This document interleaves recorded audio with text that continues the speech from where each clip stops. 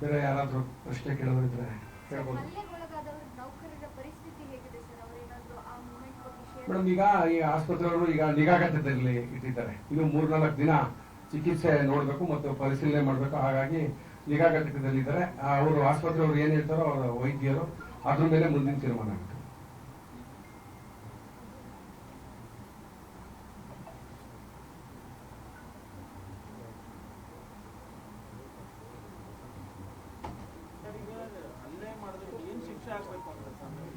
Sir ಈಗ ಅದೇ ಈಗಾಗಲೇ 307 ಪ್ರಕರಣ ದಾಖಲು ಮಾಡಿದ್ದಾರೆ. ಅಂದ್ರೆ BNS ಆಕ್ಟ್ ಅಲ್ಲಿ 109 ಬರುತ್ತೆ.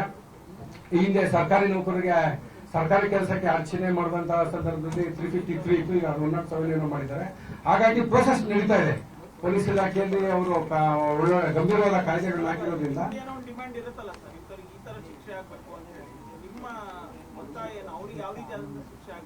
ಅದು ಕಾನೂನಿಗೆ ಇದಾಗುತ್ತೆ ಸರ್. 132 ಹಾಕಿದ್ದಾರೆ. ಈಗ ಮುಂಚೆ 353 ಇತ್ತು. ನಾವೆಲ್ಲ ಯಾರೇ ಸರ್ಕಾರಿ ನೌಕರಿಗೆ ಬೆದರಿಕೆಗಳು ಹಾಕಿದ್ರೆ ಸರ್ಕಾರಿ ಕೆಲಸಕ್ಕೆ ಅರ್ಚನೆ ಉಂಟಾದ್ರೆ ನಾವು ಪೊಲೀಸ್ ಇಲಾಖೆಗೆ ಹೋದಾಗ ಅವ್ರು ಮೊದಲು ಆಗ್ತಾ ಇದ್ದಿದೆ 353. ಅದು ನಾನ್ ಬೇಲೇಬಲ್ ಅಫೆನ್ಸ್. ಈಗ ಅದು BNS ಆಕ್ಟ್ ಅಲ್ಲಿ ಕಾಯ್ದೆಯಲ್ಲಿ 132 ಕಾಯ್ದೆ ಹಾಕಿದ್ದಾರೆ. 109/1, 132 ಅಂದ್ರೆ ಈಗ 353, 354 ಇದು 74. ಈಗ ಪೊಲೀಸ್ ಅವರು ಅವರ ಪ್ರಕ್ರಿಯೆ ಅವರ ಕಾಯ್ದೆಗಳನ್ನ ಅವ್ರು ಹಾಕಿದ್ದಾರೆ. ಇನ್ನು ಮಿಕ್ಕಿದ್ದು ಈಗ ನ್ಯಾಯಾಲಯ ಮತ್ತು ಅವ್ರನ್ನ ದಸ್ತಗಿರಿ ಮಾಡಿರೋದ್ರಿಂದ ಈಗ ನ್ಯಾಯಾಲಯದ ಹಂತದಲ್ಲಿದೆ, ವಿಚಾರಣೆ ಹಂತದಲ್ಲಿದೆ. ಅದು ಮುಂದೆ ಅದು ಯಾವ ತರ ಕ್ರಮ ವಹಿಸ್ತಾರೆ ಅಂತ ಪೊಲೀಸ್ ಇಲಾಖೆ ಒಟ್ಟಲ್ಲಿ ನಾನ್ ಬೇಲೇಬಲ್ ಅಫೆನ್ಸ್ ಹಾಕಿದ್ದಾರೆ ಸರ್.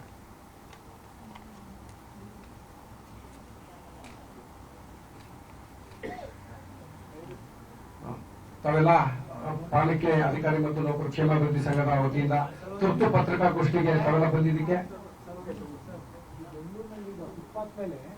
ಎಲ್ಲ ಅಂಗಡಿಗಳೆಲ್ಲ ಕಟ್ಕೊಂಡಿರೋದು ಬಹಳ ವರ್ಷಗಳಿಂದ ಕಟ್ಕೊಂಡಿದ್ದಾರೆ. ಅಧಿಕಾರಿಗಳು ಏನೇ ಕಟ್ಕೊಡೋಕ್ ಬಿಟ್ರು ಅನ್ನೋದೊಂದು ಪ್ರಶ್ನೆ ಕೇಳ್ತಾ ಇದ್ದಾರೆ. ಏಕಾಏಕಿ ಸರ್ವ್ ಮಾಡ್ತಿರೋದು ಸರಿ ಇದೆ, ಸರ್ವ್ ಮಾಡ್ಲೇಬೇಕು, ಪಾದಾಚಾರಿಗಳಿಗೆ ವ್ಯವಸ್ಥೆ ಕಲ್ಪಿಸ್ಕೊಡ್ಬೇಕು. ಅಧಿಕಾರಿಗಳು ಕಟ್ಟುವಾಗ ಎಲ್ಲಿದ್ರು ಅವರು ಕೂಡ ಸಪೋರ್ಟ್ ಮಾಡಿದ್ರು ಅನ್ನೋದು ಆರೋಪ ಇದೆ. ಅಧಿಕಾರಿಗಳು ಇನ್ವಾಲ್ವ್ಮೆಂಟ್ ಇಲ್ಲದೆ ಅಧಿಕಾರಿಗಳು ಗಮನಿಸಿದ್ರೆ ಕಟ್ಟಕ್ ಸಾಧ್ಯ. ಪಾಲಿಕೆಯಲ್ಲಿ ತಮ್ಮಿರುತ್ತ 5 ಪಾಲಿಕೆ ಆಗಿದೆ. ಅಧಿಕಾರಿಗಳೊಬ್ಬರು ವರ್ಗಾವಣೆ ಆಗ್ತಾ ಇರ್ತಾರೆ, ನಿವೃತ್ತಿ ಆಗ್ತಾ ಇರ್ತಾರೆ. ಈಗ ಯಾರೋ ಒಬ್ರು ಅಧಿಕಾರಿ ಕಟ್ಟಿ ಅಲ್ಲಿ ಕಟ್ಟೋ ಸಂದರ್ಭದಲ್ಲಿ ಇರ್ತಾರೆ. ಅವ್ರು ಯಾವ್ದೋ ಒತ್ತಡಕ್ಕೆ ಮಾಡಿದ್ದು ಕಟ್ಟೋದಕ್ಕೆ ಅವಕಾಶ ಮಾಡಿಕೊಟ್ಟಿರ್ತಾರೆ. ಈ ಸಂದರ್ಭದಲ್ಲಿ ಅಲ್ಲಿಗೆ ವರ್ಗಾವಣೆ ಆದಂತ ಬೇರೆ ಅಧಿಕಾರಿ ಬಂದಾಗ ಅವ್ರು ಸ್ವಲ್ಪ ಕಷ್ಟಕರ ಆಗಿರುತ್ತೆ. ಅದು ಅನುಮತಿ ತಗೊಂಡಿದ್ದಾರೋ ಇವೋ ಅನ್ನೋದು ಸ್ವಲ್ಪ ಕಷ್ಟ ಆಗಿರುತ್ತೆ. ಈಗ ಆಗಿದೆ. ಇನ್ನು ಮುಂದೆ ನಾವು ಸಹ ನಮ್ಮ ಚೀಫ್ ಇಂಜಿನಿಯರ್ಗಳು ಸಾಕಷ್ಟು ಜನ ಬಂದಿದ್ದಾರೆ. ಅವರ ವ್ಯಾಪ್ತಿಯಲ್ಲಿ ಅಧಿಕಾರಿಗಳಿಗೆ ಸಭೆ ತೆಗೆದು ಕೂಡ ಅವರು ಮುಂದೆ ಏನ್ ಮಾಡ್ಬೇಕು ಅಂತ ಅವರು ಆ ಇಂಜಿನಿಯರ್ಗಳಿಗೆ ಗಮನ ತಂದು ಅವರು ಮಾಡ್ತಾರೆ. ಈ ಸಂದರ್ಭದಲ್ಲಿ ನಾನು ಹೇಳಕ್ ಇಚ್ಛೆ ಪಡ್ತೀನಿ. ನಮ್ಮಲ್ಲಿ ಏನಾಗಿದೆ, ವಾರ್ಡ್ ಒಬ್ಬ ಇರಬೇಕು. ಏನಾಗಿದೆ ನಮ್ಮಲ್ಲಿ ಅತಿ ಲಾಸ್ಟ್ ಟೈಮ್ ರಿಕ್ರೂಟ್ಮೆಂಟ್ ಆಗಿದೆ 2010 ನಲ್ಲಿ. ಈಗ 16 ವರ್ಷ ಆಯ್ತು. ನಮ್ಮಲ್ಲಿ ಆ ಗ್ಯಾಪ್ ಇದೆ. ಅಷ್ಟೇನು ಇಂಜಿನಿಯರ್ಸ್ ಇಲ್ಲ. ಈಗ ನಮ್ಮಲ್ಲಿ 369 ವಾರ್ಡ್, ಒಂದು ವಾರ್ಡ್ ಒಬ್ರು ಅಂದ್ರು ಸಹಿತ ನಮ್ಮಲ್ಲಿ ನಾಟ್ ಇವನ್ 10% ರೆಗ್ಯುಲರ್ ಇಂಜಿನಿಯರ್ಸ್ ಇಲ್ಲ. ಇದರಿಂದ ಏನಾಗ್ತಾ ಇದೆ, ನಮ್ಗೆ ಒಬ್ಬ ಇಂಜಿನಿಯರು 10 ವಾರ್ಡು 5 ವಾರ್ಡು ಈ ತರ ಎಲ್ಲ ನೋಡ್ತಾ ಇದ್ದಾರೆ. ಕಾರ್ಯ ಒತ್ತಡ ಜಾಸ್ತಿ ಇದೆ, ಎಲ್ಲಾ ಕಡೆ ಕವರ್ ಮಾಡಕ್ಕಾಗಲ್ಲ. ಆ ಸಂದರ್ಭದಲ್ಲಿ ತಾವು ಹೇಳಿದಂಗೆ ಈ ಫುಟ್ಪಾತ್ ಎನ್ಕ್ರೋಚ್ಮೆಂಟ್ಸ್ ಆಗಲಿ ಇದಾಗ್ಲಿ ನೋಡ್ಲಿಕ್ಕೆ ಆಗ್ಲಿಕ್ಕಿರ್ಲಿಕ್ಕಿಲ್ಲ. ಯಾಕಂದ್ರೆ ಉಳಿದ ಕಾರ್ಯಗಳಲ್ಲೂ ಸುಮಾರು ಬ್ಯುಸಿ ಆಗಿರ್ತೀವಿ. ಸೊ ತಮ್ಮ ಮೂಲಕ ಒಂದು ಪ್ರಾರ್ಥನೆ ಅಂದ್ರೆ, ಈಗಾಗಲೇ KPSCಯಲ್ಲಿ ರಿಕ್ರೂಟ್ಮೆಂಟ್ಗೆ ಅಸಿಸ್ಟೆಂಟ್ ಇಂಜಿನಿಯರ್ಸ್ ರಿಕ್ರೂಟ್ಮೆಂಟ್ಗೆ ಹೋಗಿರ್ತದೆ. ಅದಕ್ಕೆ ಒಂದು ಕಾರ್ಯರೂಪ ಕೊಟ್ಬಿಟ್ಟು ತ್ವರಿತವಾಗಿ ಪಾಲಿಕೆಗೆ ನಮ್ಮ ಏನು ಟೋಟಲ್ ವೇಕೆನ್ಸಿ ಏನಿದೆ ಅದು ಅಸಿಸ್ಟೆಂಟ್ ಇಂಜಿನಿಯರ್ಸ್ ನೇಮಕ ಮಾಡಿದ್ರೆ ನಮಗೆ ಅದು ಸಹಕಾರ ಆಗ್ತದೆ ಅಂತ ನಾನು ತಮ್ಮ ಮೂಲಕ ಹೇಳ್ತೀನಿ ಇಷ್ಟಪಡ್ತೀನಿ. ಅಧಿಕಾರದ ವ್ಯಾಪ್ತಿ ಜಾಸ್ತಿ ಇದೆ, ಅದನ್ನ ಕಡಿಮೆ ಮಾಡಬೇಕಂತ ಮನವಿ ಮಾಡ್ಕೊಂಡಿರೋದು. ಅಂದ್ರೆ ನೇಮಕಾತಿ ಕಡಿಮೆ ಇದೆ ಇಂಜಿನಿಯರ್ಸ್. ಆ ನಿಟ್ಟಿನಲ್ಲಿ ತಾವೊಂದು ಮನವಿ ಮಾಡ್ಕೊಳ್ತೀರ.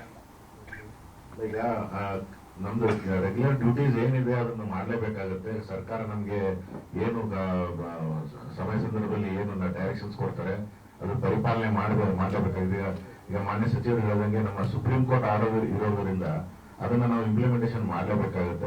ಈ ಸಂದರ್ಭದಲ್ಲಿ ನಾವು ಹಿಂದೆ ಹೊಡಿತಾ ಇಲ್ಲ, ಬಟ್ ನಾವು ಹೆಚ್ಚುವರಿ ಕೆಲಸ ಮಾಡ್ತಾ ಇದ್ದೀವಿ. ನಾವು ಏನೊಬ್ಬ ಸಾಮಾನ್ಯ ಮನುಷ್ಯ ಏನ್ ಕೆಲಸ ಮಾಡಬೇಕು ಅದಕ್ಕಿಂತ ಜಾಸ್ತಿ 2-3 hours 4 hours 6 hours ಒಬ್ಬೊಬ್ಬರು ಫುಲ್ 12 hours ಎಲ್ಲ ಕೆಲಸ ಮಾಡ್ತಾರೆ. ಬಟ್ ಅದನ್ನ ಯಾವತ್ತಾದ್ರೂ ಒಂದ್ ದಿವಸ 2 ದಿವಸ ಆದ್ರೆ okay, it has become regular ಇದು ಪ್ರೊಸೀಜರ್ ಆಗ್ಬಿಟ್ಟಿದೆ. ಈಗ ಅದನ್ನ ನಾವು ಸರಿದೂಗಿಸ್ಲಿಕ್ಕೆ ನಾವು ಈ ರಿಕ್ರೂಟ್ಮೆಂಟ್ ಏನಿದೆ ಅದು ಬಹಳ ಇಂಪಾರ್ಟೆಂಟ್ ಇದೆ. ಅದು ಒಂದು ನಾಟ್ ಓನ್ಲಿ ಕೆಲಸ ಒತ್ತಡ ಅಂತ ಅಲ್ಲ, ಒಂದು ಸಂಸ್ಥೆ ಬೆಳಿಬೇಕು ಅಂದ್ರೆ ಆ ಗ್ಯಾಪ್ ನಾವು ಇದು ಮಾಡಲಿಲ್ಲ ಅಂದ್ರೆ ಸಂಸ್ಥೆ ಸ್ಲೋಲಿ ಅದನ್ನ it will lead to lot of problems in the organisation. ತಮ್ಮ ವ್ಯಾಪ್ತಿ ಬರದೇ ಇರತಕ್ಕಂಥ ಕರ್ತವ್ಯಗಳು ಯಾವುದು ತಮಗೆ ನೀಡ್ತಾ ಇದ್ದಾರೆ ಸರ್? ಅಂದ್ರೆ ತಮ್ಮ ವ್ಯಾಪ್ತಿ ಬರಲ್ಲ ಇದಕ್ಕೆ ಅಂತ ಆ ಥರದ ಏನಾದರೂ ಉದಾಹರಣೆಗಳಿದಾವೆ ಕೊಡ್ತಾ ಇರೋದು? ಇಲ್ಲ, ಆ ತರದ್ದು ಕೊಡ್ತಾ ಇರ್ತಾರೆ. ನಮಗೆ SIR ಆಕ್ಟಿವಿಟಿ ಇದೆ, SIR ನಮಗೆ ಸ್ಪೆಷಲ್ ಆರ್ಡರ್ಸ್ ಮಾಡಿದ್ದಾರೆ, ಸೆನ್ಸಸ್ ಕೊಟ್ಟಿದ್ದಾರೆ, ಮಾಡ್ತಾ ಇದೀವಿ ಇಂಜಿನಿಯರ್ಸ್. ಈ ತರದ್ದು ನಮ್ಗೆ ಈ ತರ ಆದೇಶಗಳು ಬಂದಾಗ ನಾವು ಇದು ಒಂದು ಕಾರ್ಯ ನಾವು ನಮ್ಮ ಚೀಫ್ ಕಮಿಷನರ್ ಏನ್ ಹೇಳ್ತಾರೆ ಅದನ್ನ ಮಾಡ್ಬೇಕಾಗುತ್ತೆ, ಮಾಡ್ತಾ ಇದೀವಿ. ಬಟ್ ಅದ್ರ ಜೊತೆಗೆ ನಮ್ಮ ಇಂಜಿನಿಯರಿಂಗ್ ವರ್ಕ್ಸ್ ಈ ತರ ಕೆಲಸ ಕೊಡೋದ್ರಿಂದ ಬೇರೆ ವರ್ಕ್ಸ್ ಗಳಲ್ಲಿ ಸಫರ್ ಆಗ್ತಾ ಇದೆ, ನಮ್ಗೆ ಮಾನಿಟರಿಂಗ್ ಮಾಡಕ್ ಆಗ್ತಾ ಇಲ್ಲ. ಈ ತರದ ಸಂದರ್ಭಗಳು ಇದಾವೆ.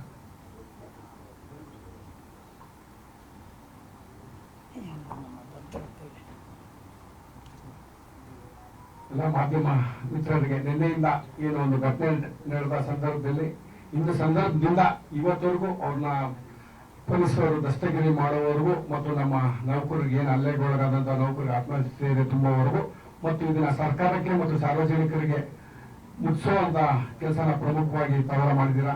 ತಮಗೆಲ್ಲರಿಗೂ ಗ್ರೇಟರ್ ಬೆಂಗಳೂರು ಪ್ರಾಧಿಕಾರದ ಪಾಲಿಕೆಗಳ ಅಧಿಕಾರಿ ಮತ್ತು ನೌಕರ ಕ್ಷೇಮಾಭಿವೃದ್ಧಿ ಸಂಘದ ವತಿಯಿಂದ ಮತ್ತು ಪಾಲಿಕೆಯ ಸಮಸ್ತ ಇಂಜಿನಿಯರ್ಸ್ಗಳ ಪರವಾಗಿ ತಮಗೆ ಧನ್ಯವಾದಗಳನ್ನ ಅರ್ಪಿಸುತ್ತೇನೆ. ಜೈ ಕರ್ನಾಟಕ. ಧನ್ಯವಾದಗಳು. ನಿರ್ಭೀತ, ನಿಷ್ಪಕ್ಷಪಾತ, ವಿಶ್ವಾಸಾರ್ಹ ಸುದ್ದಿಗಳಿಗೆ ಮತ್ತೊಂದು ಹೆಸರಾಗಿರುವ ನ್ಯೂಸ್ 18 ಕನ್ನಡ ಈಗ ಆಪ್ನಲ್ಲೂ ಲಭ್ಯವಿದೆ. ದಯವಿಟ್ಟು ಇಲ್ಲಿರುವ QR ಕೋಡ್ ಸ್ಕ್ಯಾನ್ ಮಾಡಿಕೊಂಡು ಆಪ್ ಡೌನ್ಲೋಡ್ ಮಾಡೋದಕ್ಕೆ ಮರಿಬೇಡಿ. ನಿಮ್ಮ ಬೆಂಬಲ ಹೀಗೆ ಸದಾ ನಮ್ಮೊಂದಿಗಿರಲಿ. ಧನ್ಯವಾದ.